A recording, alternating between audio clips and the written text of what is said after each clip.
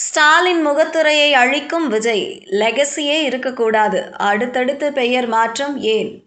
தமிழக அரசியல் களத்தில் ஆட்சி மாற்றம் நிகழும் போதெல்லாம் முந்தைய அரசின் திட்டங்களின் பெயர்களை மாற்றுவது புதிதல்ல. ஆனால் தாவேக தலைவர் விஜய் தலைமையிலான அரசு பொறுப்பேற்றது முதல் முன்னாள் முதல்வர் ஸ்டாலின் தலைமையிலான திமுக ஆட்சியில் கொண்டுவரப்பட்ட பல முக்கிய நலத்திட்டங்களின் பெயர்கள் அடுத்தடுத்து மாற்றப்பட்டு வருவது மாநில அரசியலில் பெரும் புயலை கிளப்பியுள்ளது. திமுக ஆட்சியின் அரசியல் முத்திரை திட்டங்களாகவும் மு.க. ஸ்டாலினின் அரசியல் லெகசியை உயர்த்தும் விதமாகவும் அமைந்த பல திட்டங்களை தாவேக அரசு மாற்றி ரீபிரண்ட் செய்து வருகிறது. ஸ்டாலினின் அரசியல் லெகசியை தொடர விடாமல் அரசின் திட்டங்களை வேறு பெயர்களுக்கு மாற்றுவதே விஜயின் பிரதான வியூகமாக பார்க்கப்படுகிறது. முதலமைச்சரின் காலை உணவு திட்டம் 2, பெருந்தலைவர் காமராஜர் காலை உணவு திட்டம், கடந்த திமுக ஆட்சியில் தொடக்கப்பள்ளி மாணவர்களுக்காக மு.க. ஸ்டாலினால் கொண்டு வரப்பட்ட முதலமைச்சரின் காலை உணவு திட்டம் தற்போது பெருந்தலைவர் காமராஜர் காலை உணவு திட்டம் என பெயர் மாற்றம் செய்யப்பட்டுள்ளது. பள்ளி கல்வியில் மதிய உணவு திட்டத்திற்கு அடித்தளமிட்ட காமராஜரின் பெயரை சூட்டியதோடு மட்டுமல்லாமல் இத்திட்டத்தை 6 முதல் 8 வகுப்பு வரை பயிலும் மாணவர்களுக்கும் விரிவுபடுத்தி அரசாணை வெளியிடப்பட்டுள்ளது. ஸ்டாலின் கொண்டு வந்த திட்டம் என்ற லெகசி உருவாகாமல் தடுக்க விஜய் இப்படி செய்வதாக புகார்கள் வைக்கப்படுகின்றன. 2021 தேர்தல் பிரச்சாரத்தில் திமுகவின் முதன்மை முழக்கமாக இருந்தது விடியல். ஆட்சி அமைந்ததும் அரசு பேருந்துகளில் மகளிருக்கான இலவச பயண திட்டத்திற்கு மகளிர் விடியல் பயணம் என பெயரிடப்பட்டது.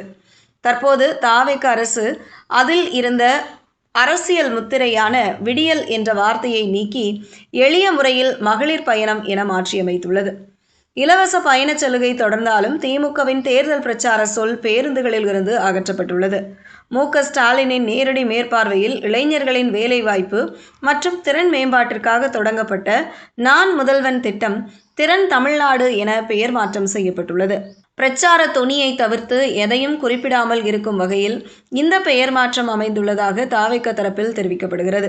திமுகவின் முகவரி திட்டமான கலைஞர் மகளிர் உரிமை தொகை திட்டம் 1000 ரூபாய் நிதி உதவியை நேரடியாக பயனாளிகளுக்கு கொண்டு சேர்த்தது.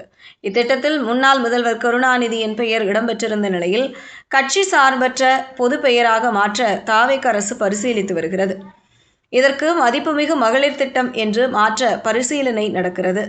இந்த தொடர் பெயர் மாற்றங்களுக்கு திமுக கடுமையான எதிர்ப்பை பதிவு செய்து வருகிறது.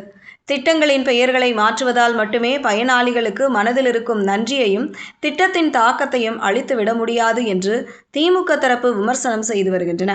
இருப்பினும் தாவேக வட்டாரங்கள் இதை வேறு கோணத்தில் நியாயப்படுத்துகின்றன. அரசு திட்டங்கள் என்பது மக்களின் வரிப்பணத்தில் செயல்படுத்தப்படுபவை. அவற்றில் குறிப்பிட்ட அரசியல் கட்சி தலைவர்களின் பெயர்களையோ அல்லது தேர்தல் முழக்கங்களையோ இடம்பெறக்கூடாது. மக்கள் பணத்தில் இயங்கும் திட்டங்களுக்கு பொதுவான பெயர்களும் வரலாற்று தலைவர்களின் பெயர்களுமே பொருத்தமானவை என்பதே முதலமைச்சர் விஜயின் நிலைப்பாடாக உள்ளது. திமுகவின் 5 ஆண்டுகால ஆட்சியின் அடையாளங்களை மெல்ல மெல்ல மறைத்து தனது சொந்த நிர்வாக முத்திரையை பதிக்கும் விஜயின் இந்த அரசியல் நகர்வுகள் தமிழக அரசியலில் புதிய விவாதங்களை கிளப்பியுள்ளன.